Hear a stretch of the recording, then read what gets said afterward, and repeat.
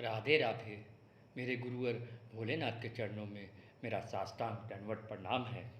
आज का विषय है, कर्म करते हुए तुम अपनी पूरी शक्ति लगाओ, पर मन में यह बात मत रखो कि मेरे बल से सब काम हो जाएगा, बल्कि यह भावना या विश्वास रखो कि भगवान की कृपा से सब काम हो जाएगा।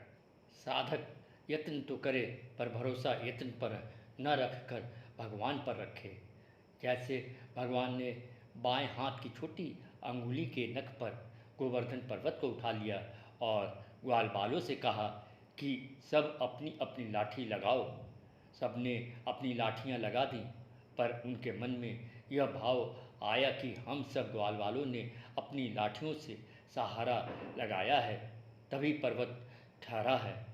उनके मन में ऐसा भाव आने पर भगवान ने उनके बल का अभिमान दूर करने के लिए अपनी अंगुली को थोड़ा सा नीचे किया तो सब चिल्लाने लगे कि अरे दादा, मरे मरे। भगवान के द्वारा ऐसा करने का तात्पर्य था कि तुम अपना बल तो लगाओ, पर आश्रय अपने बल का मत रखो।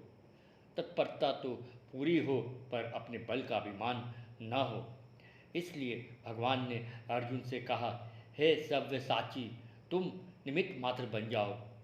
निमित्त मात्र बनने का अर्थ है कि अपनी शक्ति तो पूरी लगाओ, पर अपनी शक्ति का किंचित मात्र भी भरोसा मत रखो।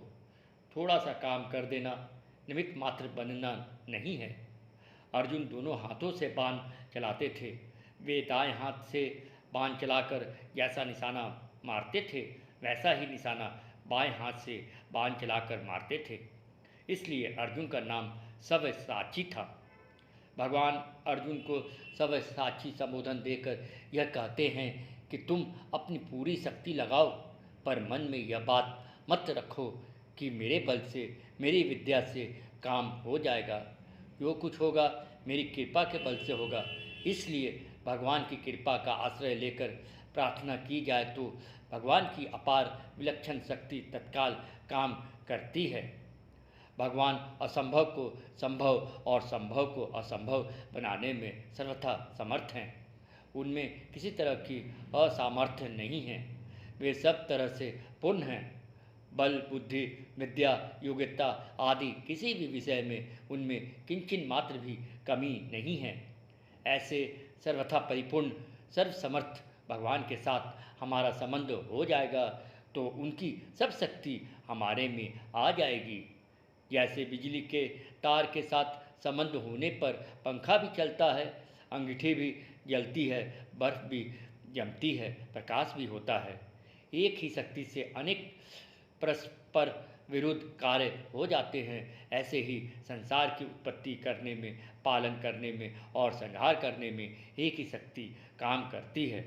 जब प्रार्थना के द्वारा भक्त ऐसे सर्वसमर्थ भगवान के सम्मुख हो जाता है, तब उसमें किसी तरह की कमी कैसे रह सकती है। कमी रहने की संभावना ही नहीं है। भगवान कहते हैं, हे भारत, इस प्रकार जो मोह रहित मनुष्य मुझे पुरुषोत्तम जान लेता है, वह सर्ववित्त मनुष्य सब प्रकार से मेरा ही भजन करता है।